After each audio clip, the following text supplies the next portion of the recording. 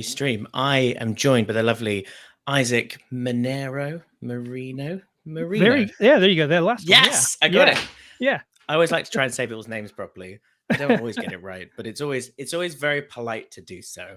Oh, well, thank you, Jack. No problem at all.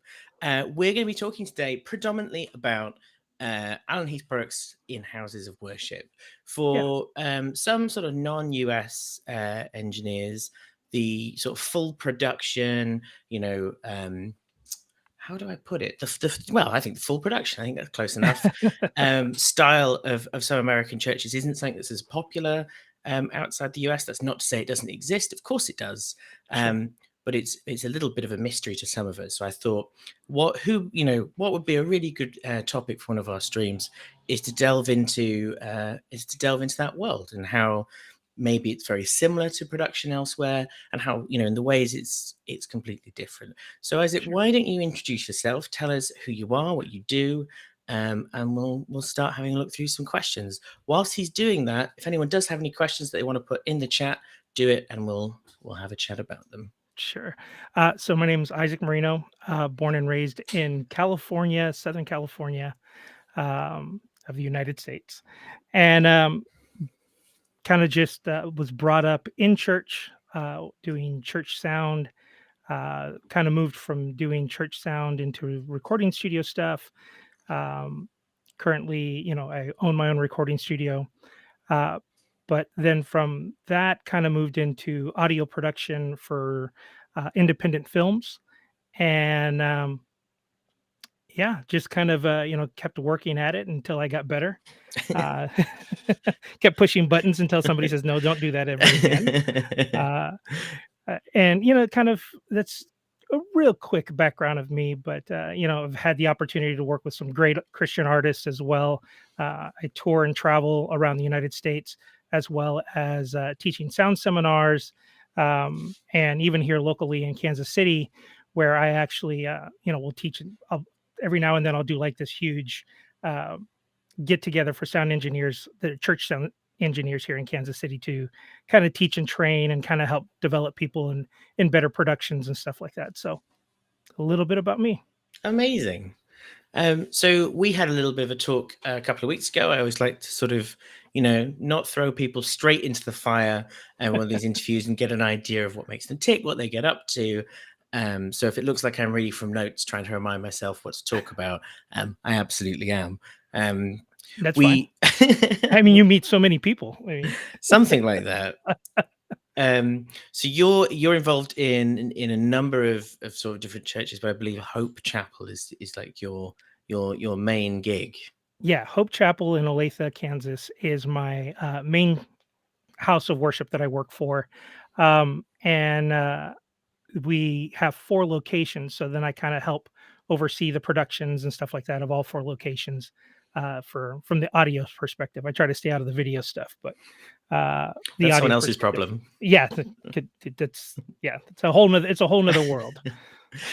And do these different locations, do they have fairly similar setups? Are they quite different?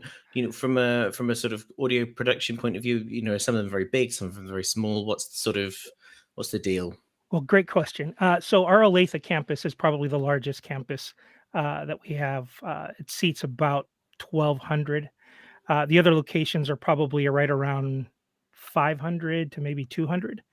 So, they're a little bit smaller in size, but as far as the production value, what we're trying to do is we're trying to have production value to be consistent all the way across each location.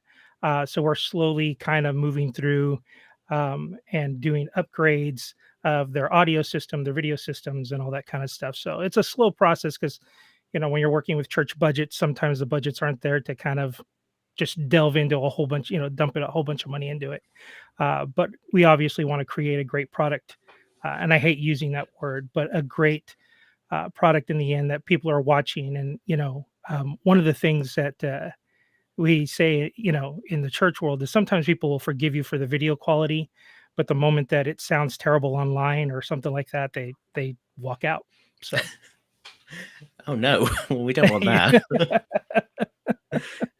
So I believe you've got a reasonably involved dLive set. Why don't you talk about what you have equipment wise, and maybe why some of those equipment choices were made over other Sure. NH products or other products altogether? Sure. We were, obviously considering, it was our console was due for an upgrade. And as I started researching all the consoles, just the features alone that came along with the dLive series. So what we ended up with was a dLive S7000 series console desk, because I wanted to be able to have the extra faders, to be able to jump around. As I didn't want to have to flip so many pages. The dual screens are obviously very nice. We also went with I think 10 or 12 ME1s. I wanted to be able to allow my musicians to have access to whatever they wanted to be able to mix and blend however they felt like they needed to be able to monitor their mixes. We have a GX 48, I think it's 4816, for our stage box, and we have the Waves card, and so we use a lot of pitch correction and that sort of thing with some of the Waves products, and that's pretty much it. That's kind of our system there. And when you moved to dLive, I understand that at least some of the engineers are volunteer based, Yes. which is something that's maybe not as prevalent in other types of music venues or other venues altogether. How did sort of the volunteer base respond to dLive as a console, and also people who maybe have come in since, how what's that experience like for them? Do you find it an easy product to teach? Do you find it a daunting product to teach to people? What's the interaction there with maybe people who aren't professional sound engineers? Sure. Well, in our location, since the shutdown, occurred, kind of lost some of my volunteer base. So, and in that time is when we did the swap. So I haven't gotten a lot of my volunteers back, but the ones that I have gotten back, they seem to be able to get around the console very easily. It's super simple to, show them like, hey, you can create a custom layout, be able to lay it out the way you want it to lay it out, that kind of thing. But I've also simplified the fact that uh, literally the entire service can be run off of, 4 to 6 faders, to make it simple for a volunteer. So if they don't have a complete grasp of audio, and the even the functions of the console, I can simplify it enough for them to be able to sit behind the console and feel confident that they can actually mix a service. So Oh, that's really cool. It's really interesting, that idea of going, well, if you're someone who really understands the back end, for want of a better phrase, or understands the nuts and bolts of it, here's everything, and if not, here's a few faders you can push to make people louder or make people quieter. yeah, so just it's kind of like your automatic mixer, setup. Just trying to make it simple for people. Because here's the thing with house of worship, audio engineers, when they're volunteer based, a lot of them are very inexperienced.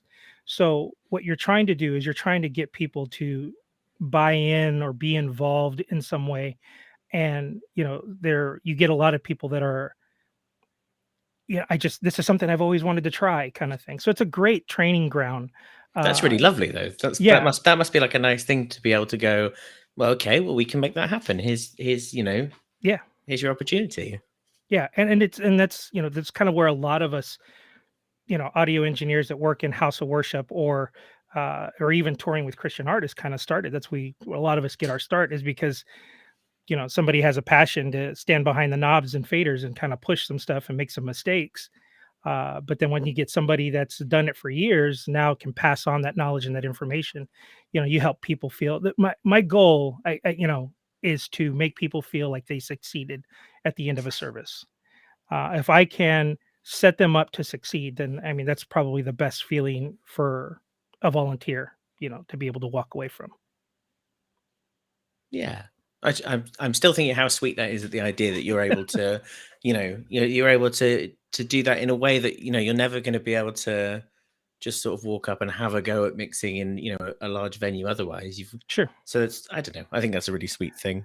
Yeah. Um, one of the things I was going to ask you about was, during COVID, Yeah, a less sweet thing. What did you mentioned that the swap happened during COVID? How I guess this is less to do with our console specifically, but how did you find pivoting to dealing with worship in the COVID world? Because you were sure. already doing some live streaming before, weren't you? Right, we were doing some live streaming, and not that we weren't paying attention to it, but obviously that causes you to shift immediately and go, how can we make the quality better? Or, what can we do? Is there is there something that we're not doing that we can make better?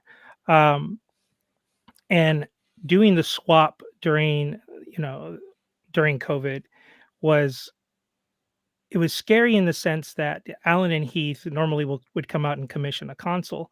Um, but what they did give me was a huge support system to be able to connect with people. Since I mean, we weren't able to connect in real life, I was able to reach out to one of my favorite people, Sam, and ask her tons of questions. And as well, she connected me with Mike Bangs and some other people inside the organization. Jeff Howley, I think is Hmm. his name. We have a Jeff Um, Hawley. yeah, and so those are those people like just helped me get through and answer my questions. I mean, getting around the console was fairly simple, but there were just some things that were like, well, how do I do this? Or how do I get here? And how do I get there? So, the benefit of it, once we made the swap over, we immediately noticed the sound difference, the quality difference. And that was even before we had, even gotten the wave stuff. The wave stuff was like back ordered. So, I was getting better quality right off the bat. Um, so that made our, again, I hate using the word product, but at the end of the day, the product You that could people were you could swap it out consuming. for experience, couldn't you? There you go, experience. I like that a lot better. People's experience was a lot better, and people noticed. That's fantastic. We talked a little bit in our session before about the difference between mixing for a concert, mixing for a club, and Mhm. mixing for a house of worship. So I thought maybe we could talk a little bit about how you would approach mixing a show or a service, I should say, in a house of worship versus how you would maybe do maybe even the same Christian band not in a house of worship. Right. Well, so great question because I just, finished doing a club show not too long ago with a new and upcoming band called GFM. Looked them up. By the way, I listened to the band that you suggested. Great band. Loved them. Loved them. Fantastic. Yes, I loved them. Um, but the difference between house of worship and doing like a club date, in house of worship, what I tell or teach or train a lot of the sound engineers is really to sit down with your pastor, your worship pastor, uh, and we'll even move it into a Christian artist and find out what the sound that we're after. Is it vocal heavy? Is it synth heavy? Is it acoustic guitar driven? Is it keyboard driven? What is my drivers? And so we kind of approach it in somewhat the same way. Now, in a house of worship, what you'll get mostly is it's a little more vocal heavy, because people want to be able to hear the words and understand the words and be able to sing along, kind of thing. Whereas in a club date, you kind of just want to melt people's faces off, right? You want that bass thumping, you want your kick drum slamming, and you want that vocal just to sit right above that mix, just so that it's people can still hear what's going on. But in houses of worship, it's just ever so slightly, and and depending on the church, you'll sometimes get hit with a decibel, like, hey, no more than 80 dB, 90 dB. So obviously it becomes a challenge because you're trying to appease a larger group of people, age of people. So like a multi-generational church, I mean, you're basically running sound for, people from their, sometimes we have kids inside the service all the way up until, their 60s and 80s, right? So you have to make your mixes work for a multi-generational experience. And in a club, I mean, it's kind of more focused, right? Certain age groups will go to a club or a specific club or something like that, or a specific venue, and you're trying to meet that need. So as an audio engineer for house of worship, that's kind of what you're after, is like, how balanced can I make a mix that would appease You're not going to please everybody. I mean, it never happens, not even at a club date. But you're trying to create an experience that the entire congregation can be a part of, and at the same time, be able to feel good about your mix and stuff. And I recognize there's a million ways to approach any audio problem, but would you say you had like a top three or even a top one sort of tip for people having to mix to extremely prescribed dB limits, for instance, or trying to make something still an enjoyable experience whilst maybe not having the transients on the bass drum taking everyone's faces off? um Really, what I tell most people when they're starting their mixes is, at least in house of worship, start with your vocals and make sure that your vocals are clean and clear, and then just kind of build around that. Now, that's what I tell most. But now, the way that I typically run, because I've been doing it for so many years, I like to start with my drums and like making those, nice and fat and round as I can during, with a limited dB range kind of thing. I try to make them present in the sound system rather than, like, not trying to, again, not trying to rip people's faces off.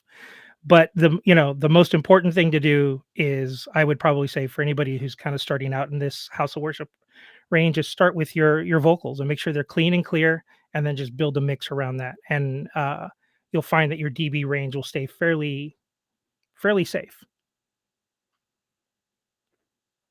Sorry, I was scrambling for my unmute button then. Like all of us in this strange remote video world that we live in now. So we talked a little bit about Waves plugins. And I was wondering whether you could talk me through a little bit about what you're still doing off the console versus what maybe you're doing in the console with dLive and the onboard Deep plugins, or maybe you're not. So why don't we talk about that?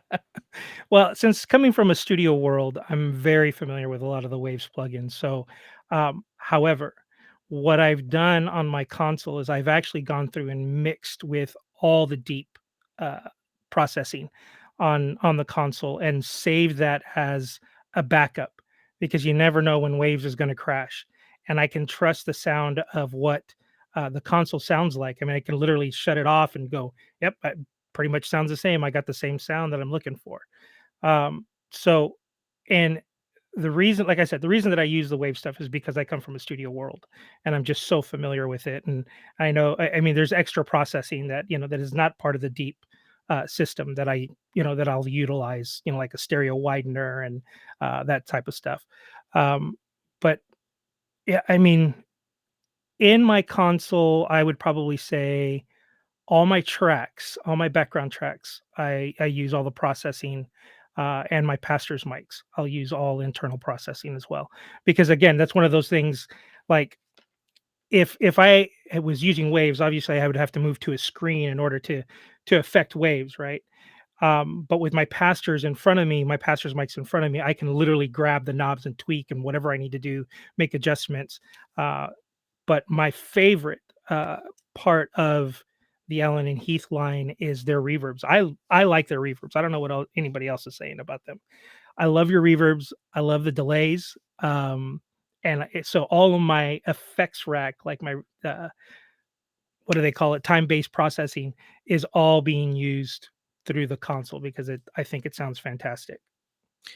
Do you prefer any specific presets for vocals, for like music vocals? That's one of the questions we always get when we start talking about reverbs. Is people start going, "Well, which is your favorite preset? Which is your favorite preset?" And of course, like you can't mix a gig on presets, but they're an interesting place to start. I don't know if I actually recalled the preset. I mean, other than Just start recalling from Hall the 480. yeah, like I'll pull up the EMT 250 plate and then make my adjustments, for whatever I need, slow down my pre-delay, um, or speed up, whatever it is. Just it's a bigger number. Whichever way around. Yeah, whichever way around it works, but it's a bigger number. And then my how far, seconds and all that kind of stuff of decay time. And so I'll make those adjustments. And then on the delay, I do a quarter note and an eighth note on the stereo delay. And that just, I mean, it feels so good. And then just kind of shelving off. So I don't know if I actually start with any presets on that kind of stuff. I mean, That's Since you've that's been a doing it for so long, you yeah. kinda just you That's a jump into legitimate what you answer. want. That's allowed. You can say that. That's fine. But you know what other processor I use a lot of?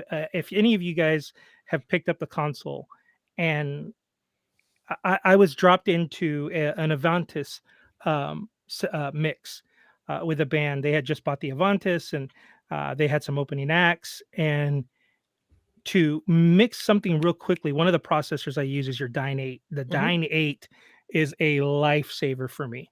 I can literally dial up a vocal super quick and then just kind of shape it as the show goes on as I need to. But that one I do start with the preset. It's the vocal punch, lead vocal punch. Nice. Yeah, I start with that, and I just kind of start moving in and start tweaking whatever I need to tweak. But on a quick, just jumping on the console, throwing a Dyne 8 on it, hands down one of my favorites. If anyone does have any questions for Isaac, by the way, do pop them in the chat. And if any questions come up that you'd like to ask, then I'll pop them on the screen and we'll ask away. So we've talked a little bit about deep plugins. We've even touched on Avantis. How much experience have you managed to get of Avantis and doing a bit more screen mixing? So there's actually a church here in Kansas City that'll hire me in to come do their special events, whether worship nights or something like that. They have an Avantis here. Uh, I like the way you say it, Avantis. I say Avantis.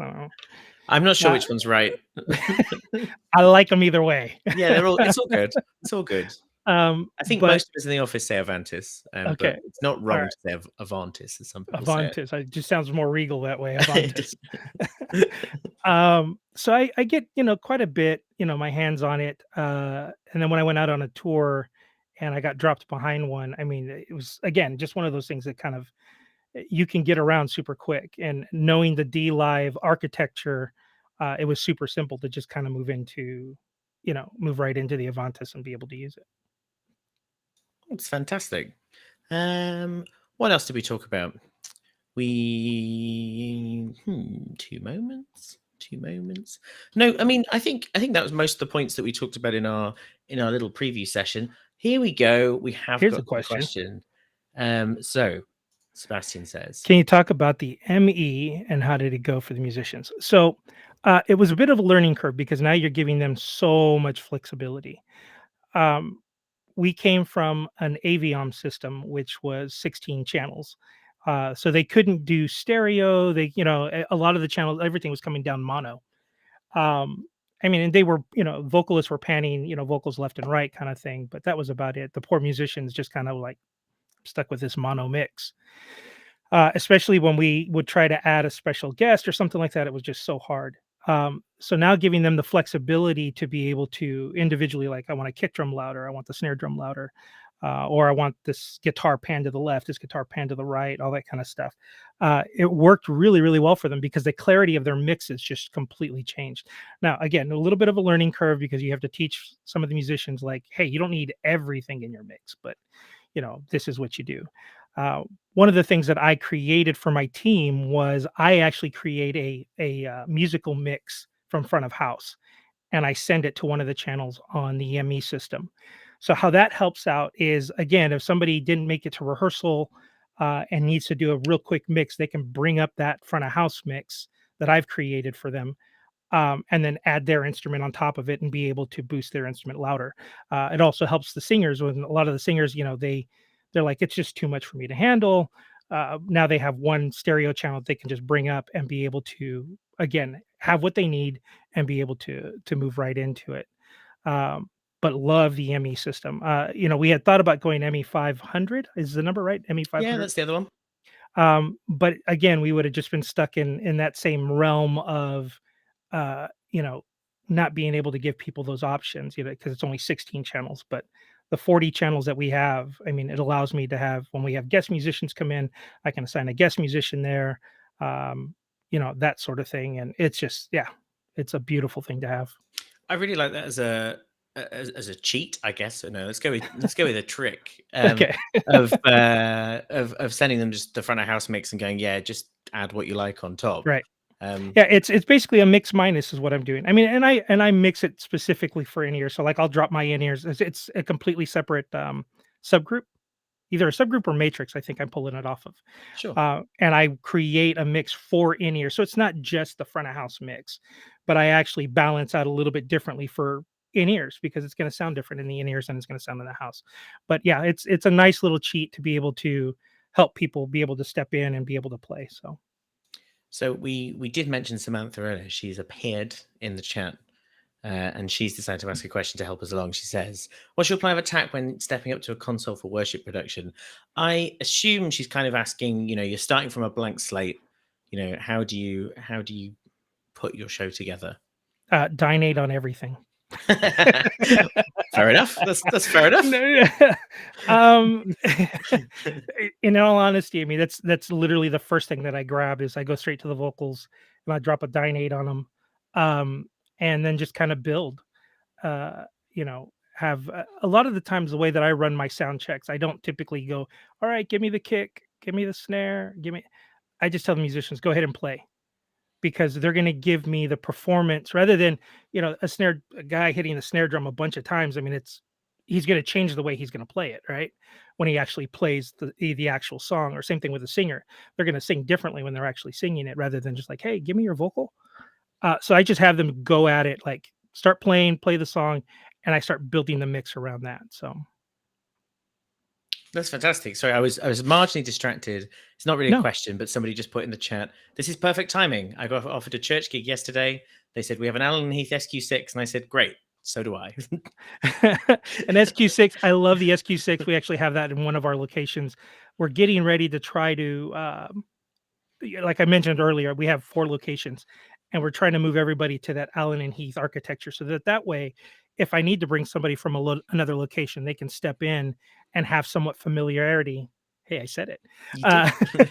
Uh, to be able to stand behind the dLive console, even though there's more features and more capabilities with the console, they at least feel somewhat comfortable going, "Oh, I know the layout. I understand this layout." So, I yeah, think it's quite hard to explain in a video like this, and unless you've got both consoles or you've spent a long time mixing on both consoles. But what we find a lot of people who spend a lot of time on both will say is that it isn't just the UI, or it isn't just the what it looks like. It does sound the same. When you do the same thing with a compressor on an SQ and exactly the same thing with a compressor on a dLive, they behave maybe not exactly identically, but very, right, very similarly because it's the sure, same architecture. And really the difference is more to do with the pre's and the outputs and things. yeah, So there's definitely something to be said for even if it is different models or different ranges rather between the SQ and the dLive, there's still so much that they share, and so much that is the same, even though, like you mentioned, there's a number of features that aren't. So one of the questions I was going to ask was, we see a lot of very different approaches to setting up your processing when for different church users depending on the complexity of the show. It's not really specific to house of worship at all, actually, but I was interested to get your take on it because you mentioned doing stuff with groups. In fact, Samantha has started mentioning groups in the comments as well. mhm. um, do you find yourself doing a lot of oh, someone's trying to ring me. No, not now. Do you find yourself doing a lot of grouping? Do you like to group maybe your drums, your vocals, everything, nothing, some combination in between? What's your approach to bus processing? Sure, sure. Well, again, coming from a studio background, I tend to group all my buses. Or, I'm sorry, group everything through buses. So, like, I'll take my drum kit and my bass guitar, and I'll run it through a group together because I feel that the low end and that rhythmic, the way that they play rhythmically together, I'll group them together so I can compress them and glue them together a little bit more. Adding a little bit of compression and then a little bit of EQ to kind of filter out some stuff. Then I have a guitar group where I'll send all my electric guitars and acoustic guitars and all into the same group. And again, just a little bit of and this is where I actually use a lot of the internal processing. I'll actually use your, what do you guys call it? The opto. It's Opto a, it's set, a, one of our compressors. There's the bus it's, compressor. it's There's the the, Optronic. it's The the LA2A. the 2A style compressor. I think That's it. Yeah. The it's the 2A style Optronic. compressor. So I typically put those on my buses, groups. I'm sorry, on my groups to help glue things together. And it's not huge amounts of compression. It's just kind of just lightly touching, just so that things kind of marry together. And then then I have a keyboard bus where I have synths and pianos and stuff like that all coming down that one. A little bit of compression there as well.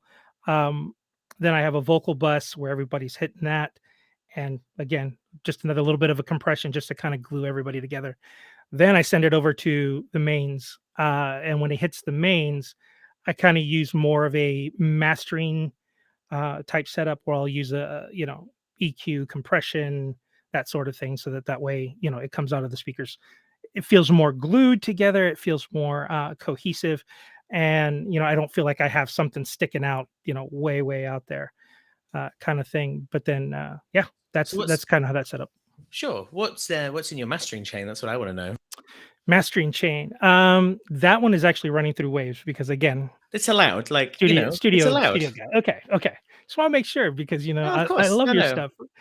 Um, but the mastering chain has it's a series of stuff. So I start off with an EQ. After the EQ, we go into an what is it? The L3, I think it is. It's the multi-band.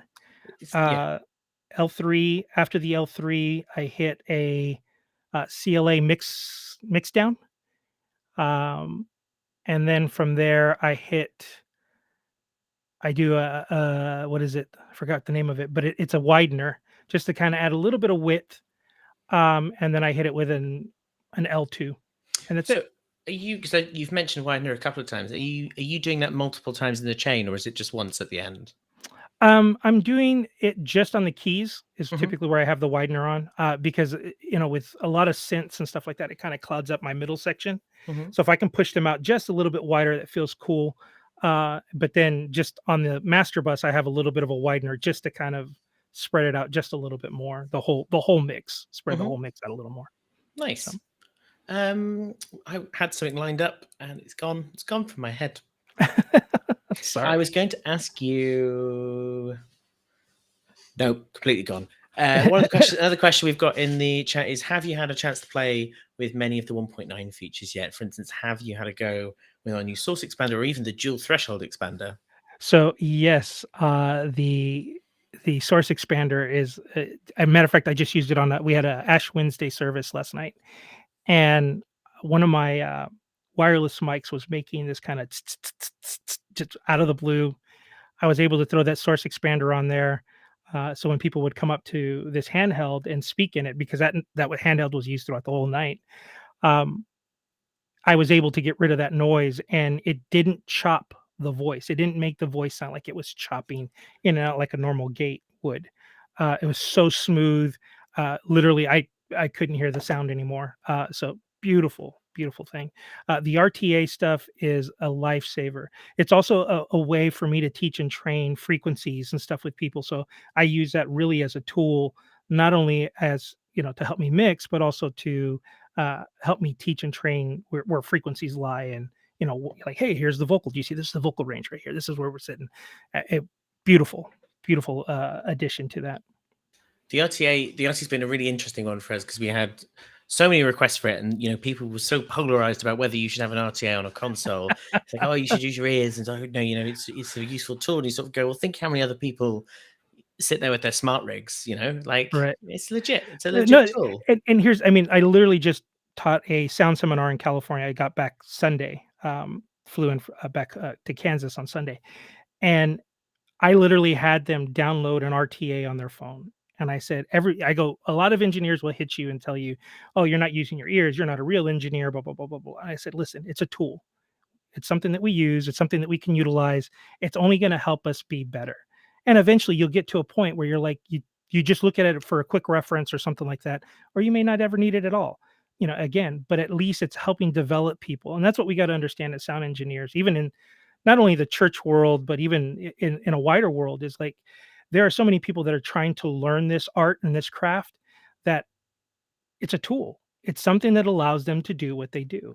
And if we can all kind of get together and help encourage one another. I mean, we'll develop a whole lot more, sound engineers and a lot more people to be able to do this type of stuff. So that's kind of my belief, kind of my understanding. I mean, that's why I go around teaching the stuff that I teach. It's not because I'm the best, or I'm the top dog, but it's about me sharing my knowledge and being able to have people learn it so that they can develop, and I can help create new audio engineers, new producers, or whatever it is. So yeah.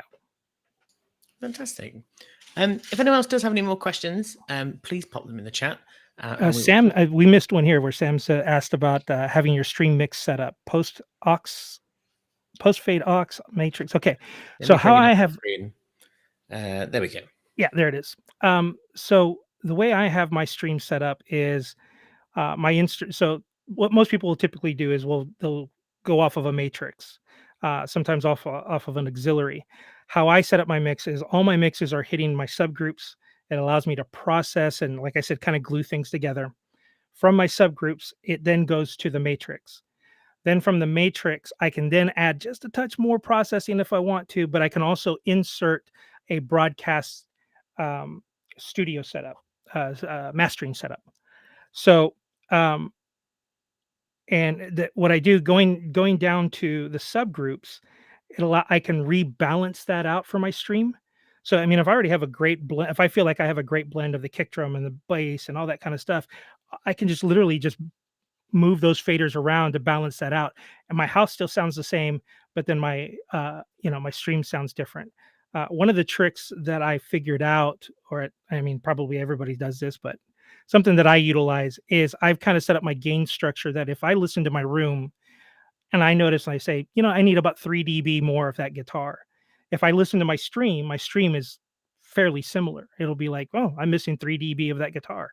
So if I make an actual move on the console, actually going to the individual fader, then it actually translates. So I can almost mix without actually having in-ears in to listen to my stream and trying to mix stream, because I actually mix my stream and front of house from the console from front of house. So it's kind of hard to be dropping your in-ears in all the time and like, okay, what's going on, and popping your in-ears out.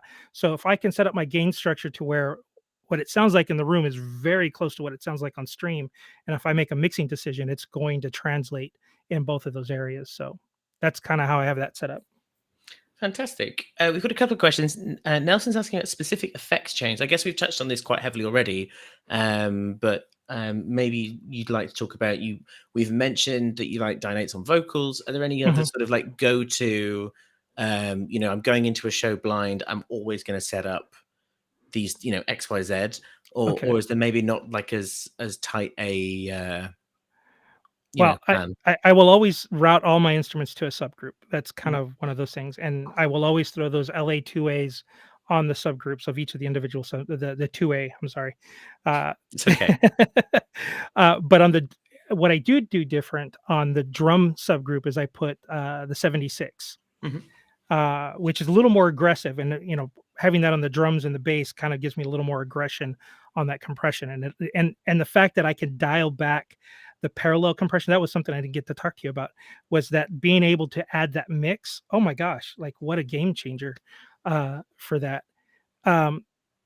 Then as far as my reverbs, I always throw a hall, a plate, a delay, and I think you guys have an ADT is what it's called. We do. Yeah. And I'll set up those 4 effects on my for my effects. So that's kind of a cold, quick setup, dynate on all the vocals. And then I just kind of go through and just start mixing everything. I think one of the biggest keys, maybe to kind of help you with processing, is really understanding frequencies, learning frequencies, doing ear training in any way, shape, or form that you can do any type of ear training. There's a lot of great apps that are out there that will actually do little tests for you and kind of test the frequencies. They'll play a frequency for you and you have to identify the frequency. And one of the ones that I use is called Golden Ears by Dave Moulton. It was a CD set that I bought years and years ago. And that has been the most valuable tool for me, because every so often I'll go back and listen to it, and just to kind of retrain my ears, listening for compression, saturation, reverb times, delay. I mean, this CD set was very extensive on what it was to train your ears. So just something to kind of throw at you. Training your ears is probably one of the biggest tips that I could give you. So we now have had a few more questions come in. Okay. Kevin is asking about metering on Avantis versus SQ. So SQ, as you're aware, and hopefully most of the people watching will be aware, is a point meter that changes color. Avantis is on a screen, and then dLive has a more traditional LED bar type meter. So how do you feel mixing on SQ versus Avantis from a metering perspective? Oh, can I be honest? I don't know if I care so much about the meters. Oh, that's allowed. That's allowed. I mean, here's the thing. I use my meters literally just to, what does my input gain look like, and what does my output look like. As long as I'm not hitting red, or creating some weird thing. That's kind of the only time I'm looking at my meters, um, because I'm mixing by my ear. I'm going until I look over and I go, oh wow, I'm almost peeking out or something. So yeah, I'm probably not the best person to ask for that, but Jack here probably can give you better. Yeah, I mean, I've had a lot of time mixing on all of them, and I think um, I kind of agree to a great extent that there are key things you need to know. You need to know if there's any audio at all, and you need to know if it's clipping, and Yeah. that's provided by all of these different systems in slightly different ways. I think, particularly for group metering, it's sometimes useful because you can see if your compressor's being pegged or not. But I think your answer was pretty good, to be honest. And if it's something you are feel particularly strongly about, then you can pick the product that works the best for you. So you've got Right. the constantly variable color, and if that's something that's helpful for you on SQ, then go for that. You've got the constantly variable meter on Avantis, and if you want a big, almost analog style meter, then you can pick that on dLive, and you can choose Yeah. the thing that fits the best for you. Dustin asked a really interesting question, which is how, in fact, I'll bring it up on the screen. Any ways of reducing stage bleed to help your mix translate? So I assume what Dustin's really talking about here is if you do just take your LR, that sounds very different because the room's got all the noise from amps on stage, or I don't know if you've mostly ME, then you're going to be in ears. I don't know if you've got live monitors on stage or anything like that at any of these locations. So the biggest thing that we did is obviously take everybody to in-ears. So that kind of helped. You don't have the stage monitor. Our Olathe campus has a fairly large stage, so we actually have an acoustic drum kit. That's probably the only sound that's coming off the stage. Most of my guitar players are either running with what is it? A Helix, a Kemper, or something along those lines. But if they do decide to bring in an amplifier, we actually have guitar amplify isolation boxes off on the stage left and stage right, and so that they can bring in an amplifier if they want to. We have all the cables ran, but it's completely isolated, so I have complete control of what everything sounds like. So really, the only thing I'm battling against is the drum kit. Now, the drum kit will change. I mean, the stage is. I mean, it's fairly large. We actually do theater productions there because the stage is so tall and so big, that as long as I have the drum kit pushed far back and near one of the curtains so that it absorbs the sound, that helps me out tremendously. We don't have a complete enclosure on that drum kit. We actually have just the front plexiglass, and so as long as I push it up near the curtains, I'm able to absorb some of that sound and be able to control it a little bit better. Most recently, the newest design that we actually have a hard flat surface, and that literally changed the sound of my drum kit because now I got all the sound that's bouncing off of it. One of the complaints is like, "Wow, you have the cymbals turned up." I'm like, "No, I don't." Literally not in. Yeah, literally not in. It is completely the bounce off of that back wall. So to just kind of find different ways of techniques. If you can isolate some stuff, and definitely moving to in ears is probably a big one. So, That's fantastic. Well, I think. oh, he says oh, to oh, his stream. Actually, he says replying to this stream. I think he was talking about how you go Ah, about making it sound, similar in the room versus the stream. now I will say this: a tip is that source expander, um,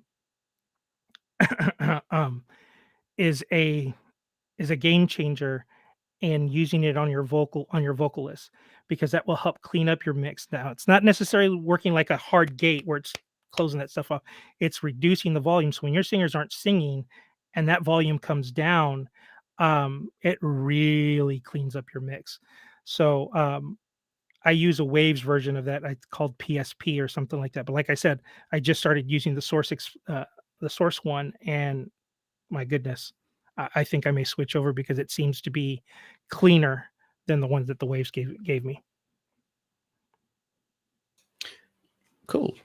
Kevin is asking about the type of meters. It's really important to know if the input meter is reading fast or slow, RMS or peak.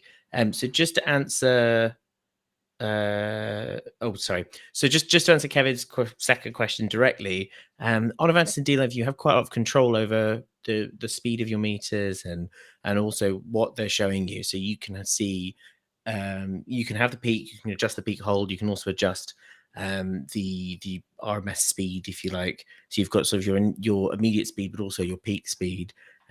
So on both these consoles, because you've got either constantly variable meter or the LED bar meter, you can kind of have both at the same time. It's kind of difficult to explain in words. So it's the sort of thing I'll maybe try and incorporate in a future video to show some of the different metering options on dLive and Avantis.